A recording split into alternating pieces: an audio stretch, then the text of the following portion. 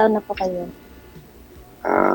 Hindi ko na pwedeng sabihin mong hulaan mo kasi hindi ka na manghula. 44? Hmm. Ilan anak na po? Ilan na po ang anak ninyo? Yung anak ni dating misis ko, dalawa. Hmm. Babae, lalaki. Ano po nagkaabalahan natin ngayon, sir? Ikaw, ma'am, ilan ang anak mo? 4. 4. Saan nga nag-work, ma'am? Nandito ako sa Hong Kong. Kamusta naman ang trabaho dyan? Okay lang. Tiyaga lang talaga. Siyempre, Para may natang signal, hindi ko marinig Hindi, maingay po kasi sa inyo, sir. May kasama po yata kayo, maingay. Kapit bahay.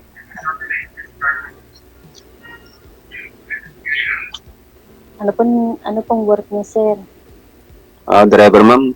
Passenger jeep. Maganda yun. At least may trabaho. Nag-aaral kasi yung anak ko eh. Anong probinsya niyo, sir? Ilocano ako. Ay, saan po kayo banda? Nueva Ecija. Ay, dadaanan po namin yun bago pupuntang Tubigaran. Parang Ilocano ka yun Hindi. Marunong lang ako pero itawis ako. Ano ba salita doon, ma'am? Parang Ibanag pero mas mabilis. Ibanag. Pero kahit hindi Ilocano, di ba? Hindi kami Ibanag. Itawis kami pero mas Natawis. mabilis. Ilocano. Kakainin.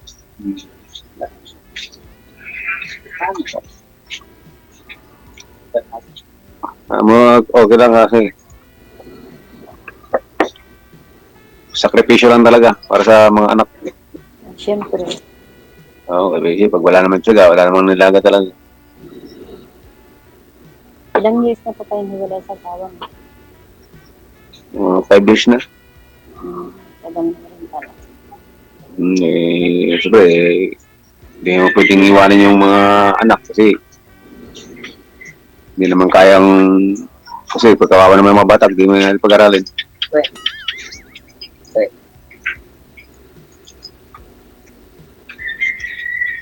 Sige, magtanong kayo, sir.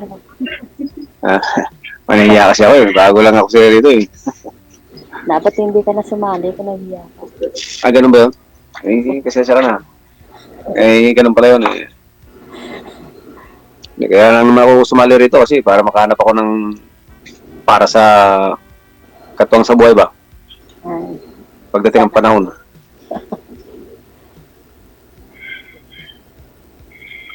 Ikaw ma'am, musta naman yung mo?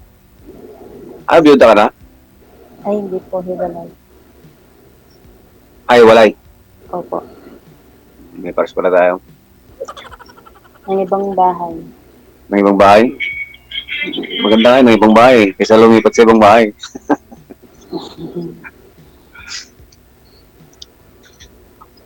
Ilan taon na pala, ma'am? 40. 40? Bata pa. Kailaman ka lang sa anak.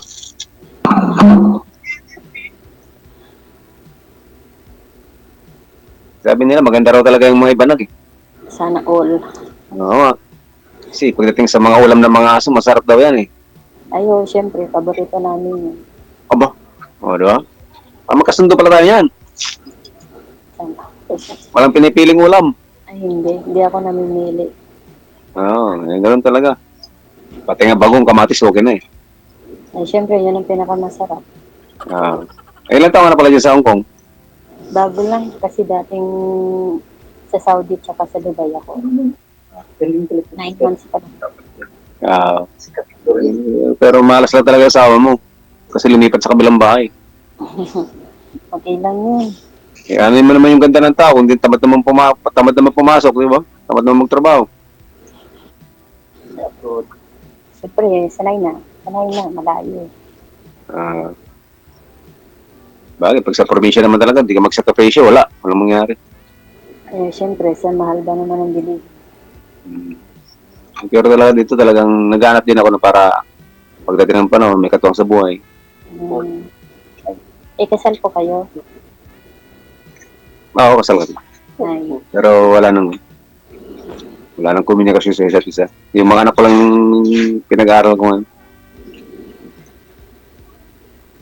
ba't ilang years kayo nagsama?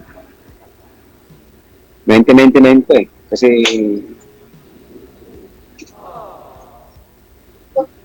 bagay, wala naman kasing pangarap din sa buhay yung isa. Hmm. Sige, magtanong kayo. Magtatanong ako. Oo. Magtanong ka rin kayo para sa akin, ma'am. Sige, mauna ka na. Ha? Mag-isip pa. Nag-isip ka pa? Huwag ka na mag-isip kasi paras naman tayo naisip eh. Ano yung mga anak mo kasama mo? Oo, kasama kayo mga anak ko. Pero yung anak ko babae, mag-graduate itong katapusan. Ano K-12. yung dati? Ay, K-12. Oo. Sana makaraos. Sagot lang. Dito ako sa Antipolo, nangupahan. Ayun ang mahirap kasi mangutangan tapos papaaral ko mahirap talaga mas maganda yung nasa Sa prepisyo lang talaga. Kasi pag wala naman tiyaga, wala naman nilaga. Yung sabi nila sa Ilocano.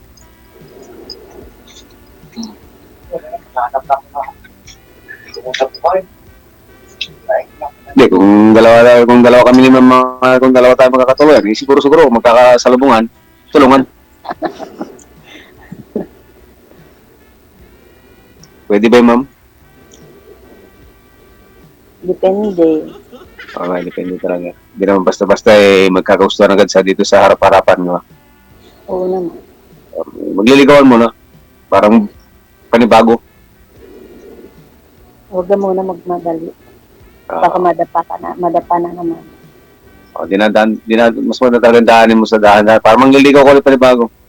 Eh, siyempre. Mas maganda yung mas masarap yung paghihirapan mo muna. Oo, kasi pag nagmadali ka, madapa na naman. Ayan, panibago na naman. Pero seryosohin na para hindi na madapa ulit. Mahirap kasi magseryoso pag alam nila kasi nasa ibang bansa mga Lahat naman tayo, naisip naman yan eh. Lahat naman tayo, sumikat para lumayo sa ibang bansa para kahit pa paano. Marami kasi malaki ngayon manloloko pag alam nila nasa ibang bansa ng babae. Depende naman lahat. Kaya ilang years din ako first time ko siya naghahanap. Pero na rin ako rito sa Manila. Nagwo-work. Year 2000 pa ako rito eh. Importante, may trabaho. Meron pala ka rito, wala pag tamad-tamad ka. Pag-alit si Titi mo. Lalo pag umingiti siya, maganda lalo.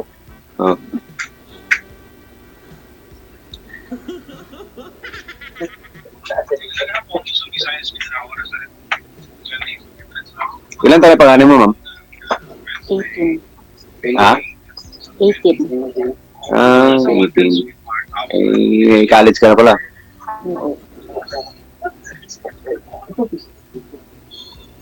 Tama lang, para paano pagdating ng panahon, makapagtapos yung mga anak natin. Oo, yun ang importante talaga. Yun naman pinakakayamanan nila para sa atin. Para ayoko munang magkaroon ng relasyon talaga ng kwan eh. Kasi yung mga anak ko talaga importante sa akin. Ay kung ito pala tama lang. Malay mo, diba? Kung talagang kayo para sa isa't isa, okay. No? Oo naman. Hindi man ako sa madalian. Isorte nga si Kuya PJ. Kahit pa paano, meron yung live. Live para mag-usap ng personal.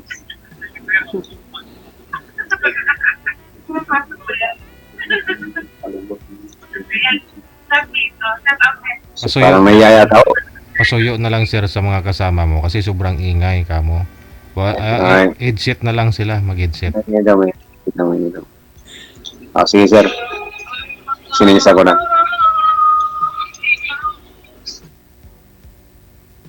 Ikaw ma'am, anong masasabi mo? Wala. Sige na, magkwenta. Magtanong ka. Pero ngayon lang ako nakaharap ng kasing ganda mo. Sana all. Maganda. All para sa akin. Sana makahanap ko ng seryoso, talagang lalaki para sa'yo. Ay, siyempre. Kaya nga sumala ko dito. Malay mo, makahanap ako. Bakit sa akin? Sinasabi ko ang totoo. Bakit yung asawa mo nag-asawa na ulit? Sa probinsya na nila, hindi na pumunta rito.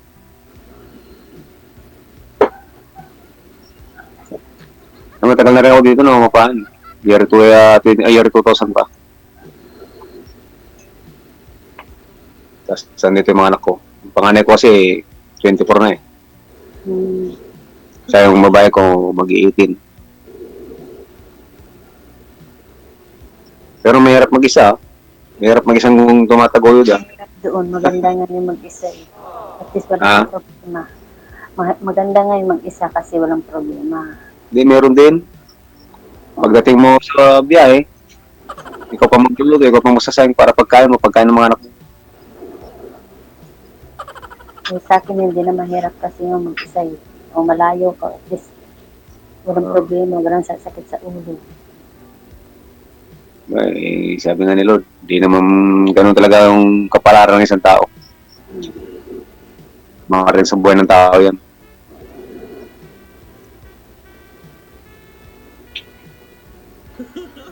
Kasi magtanong ka sir. Hindi ko marinig ma'am, mahina. Sabi ko magtanong ka. Magtanong ako saan? Magtanong ka tungkol sa may tatanong mo para sa akin, para sagutin kita. Hindi ko marinig, hindi ko maintindihan. Sabi ko magtanong ka kung ano pa itatanong mo sa akin about sa buhay ko. Ganun. Hindi kaya, ay, musta naman pala? Bakit naman kayo hiwalay pala asawa mo? Ay, huwag mo nang kanya. Tingnan mo, pinapatanong mo ako, tapos ngayon, huwag mo nang pansinit. Nambubugbog yun.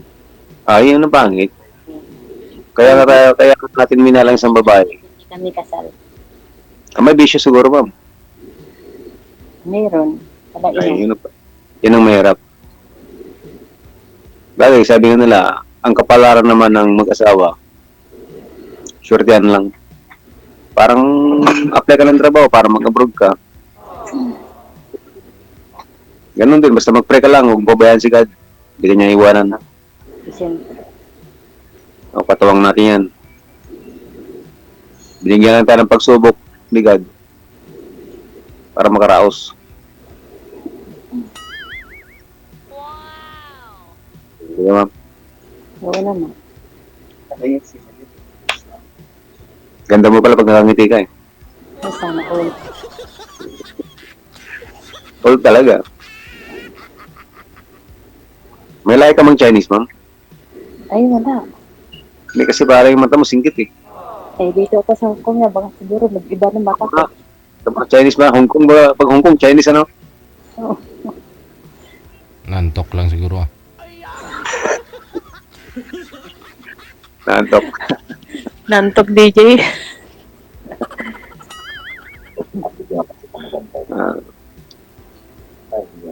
Paano yun, ma'am? Paano ko makuha yung Oo, text mo ko sa Facebook? paras lang yung oras dito. Ano pangalan mo sa Facebook, ma'am? Antoinette.